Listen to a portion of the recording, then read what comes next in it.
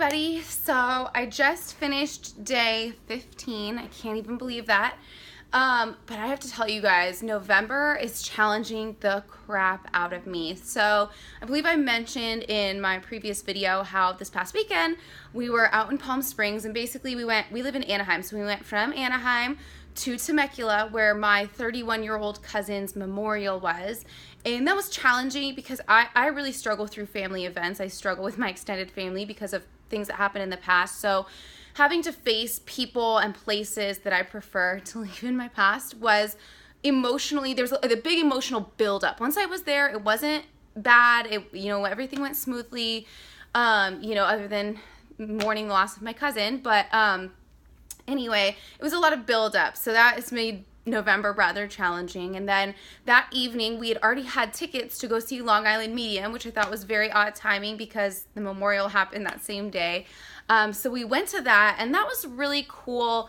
I don't have strong opinions on how much I believe in it or don't. I'm just kind of open-minded to it, but I'm also not convinced. But the message that she kept giving, and this is a message I'm always trying to learn, so I'll share it with you guys, is basically that, kind of the world is already set in motion and our path is already set in motion, and we can't basically solve everyone's problems. So if someone passes, we tend to think like, I should have blank. I should have tried harder. I shouldn't have let them go to that concert. I this, I that.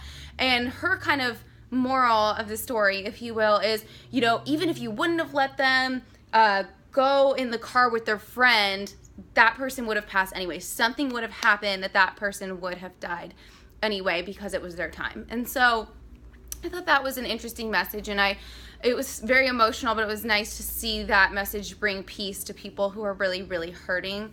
So yeah, it was very relevant to what we did that day. It was really interesting, as my cousin had, past drug use issues, and she had, it's kind of up in the air how she died, so it's a little unsettling, and especially with her age. So anyway, we did that. We stayed in Palm Springs overnight because it was at a casino out there, and then we worked out in our hotel room, and then we bailed and we went back to Temecula.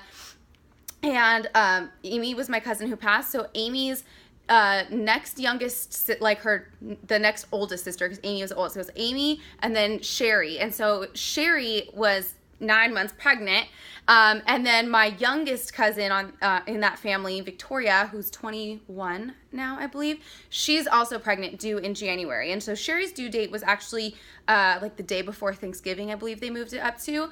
But she was hilarious. She's a very tall woman. She's 6 feet tall, very slender, and she just looked like she had a basketball in her shirt. When you pretend you're pregnant, that's legit what her bump looked like. Hilarious. So we were all taking bets on when she was going to go into labor. She has an 8-year-old daughter, Emmy, and she's like the woman who sneezes and then the baby pops out. So we were joking about it. So I actually guessed that today she would go into labor. Well, last night she was actually rushed to the emergency room 1 week before her due date, and they said she had too much amniotic fluid and the baby was lethargic, and they had to perform an emergency C-section. And the baby, Erica, was born and 10 minutes later turned blue and stopped breathing. And now she has a whole slew of health issues. So she has, I don't even remember what it's called, it's actually on my phone, but it's a genetic condition where basically all of her organ systems are affected. Her spine, cardiac, it's a very, very scary condition that she has. In addition to the fact that her trachea and esophagus are not properly connected, which requires surgery, but they can't perform the surgery because the baby is in such poor health. So for the next 72 hours, they're cooling her down, and if she's able to survive that, then she will undergo this surgery. There's also questions of brain damage because of all of these health issues. So very intense stuff going on in my family this month.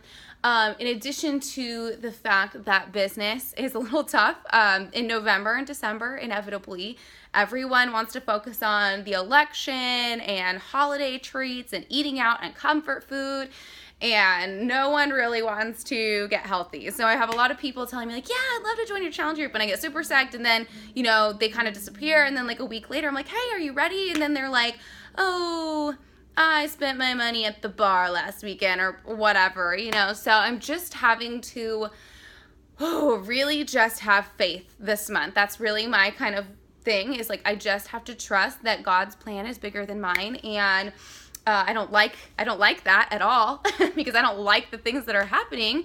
But I just have to have faith that there's a bigger picture here, and I don't see it, and it's all going to unfold the way that it's supposed to. So that is my lesson that I'm learning right now. So the good news is that I do have Core de Force to focus on, and so that's what I love about doing these programs and taking on these challenges.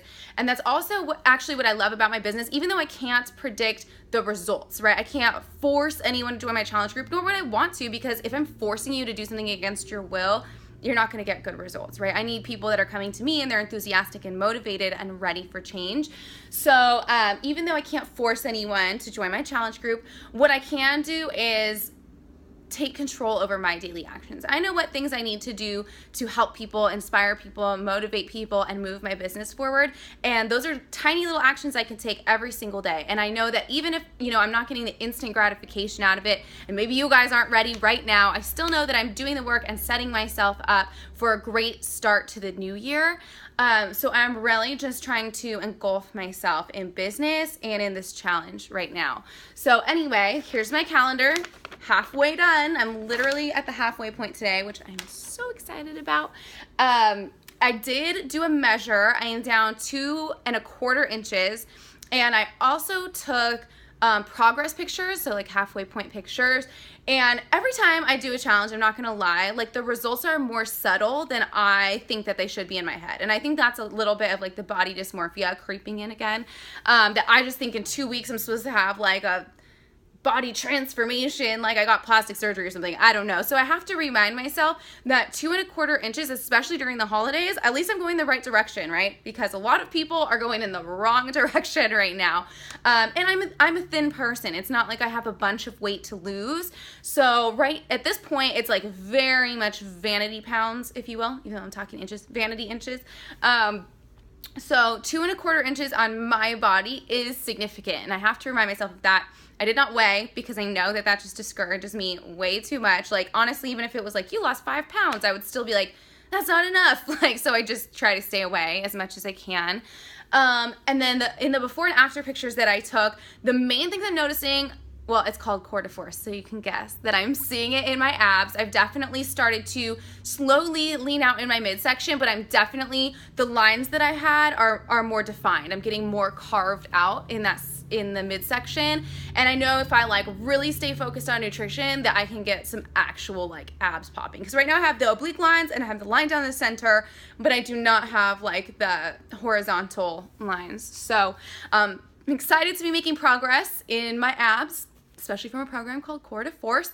And then the other thing I really noticed a lot was my booty. My booty is, actually the inches say my booty has not changed at all, but it looks completely different. Like it's very much lifted, and to me it looks smaller, even though it's not, which is a blessing because my hips, you guys, are 39 inches. So I have a really big butt. I do not have the white girl booty. But yeah, for it to look smaller and lifted is good and more in proportion to my body. So I'm really stoked about that. And the other thing I've always wanted, you guys, is like hamstrings that bow out. I don't know why, but whenever I see girls with those, they just look so muscular and pretty. And so little bit of progress in that department as well, which I'm excited about. So those are the main differences that I see right now in my body. And yeah, like I said, even though I'm like every other person, I'm like, why can't I have instant gratification? Why can't I be 10 pounds down? Why can't I be 10 inches down? It's 2 weeks. 2 weeks.